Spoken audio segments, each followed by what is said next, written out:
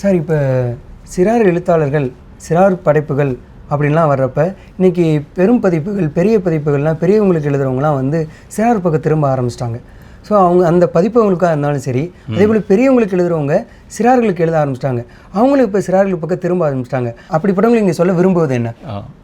ரொம்ப கம்மியாக திரும்பியிருக்காங்க. நீங்கள் சொல்கிறது வந்து மகிழ்ச்சியாக தான் இருக்குது. அடிப்படையாக ஒரே ஒரு விஷயந்தான் என்னென்னா, குழந்தைகளோட நிறைய பேசினாலே வந்து என்ன அவர்களுக்கான தேவை இருக்குது, அவர்களோட எந்த நிலையில் வந்து அவங்க புரிதல் நிலை இருக்குது அப்படின்னு தெரியும் அப்படின்னு நினைக்கிறேன். அடிப்படையாக எந்த வயது குழந்தைகளுக்கு எழுதினாலும் அந்த வயது குழந்தைகளோட நிறைய பேசுவது, உரையாடுவது ரொம்ப அவசியம்.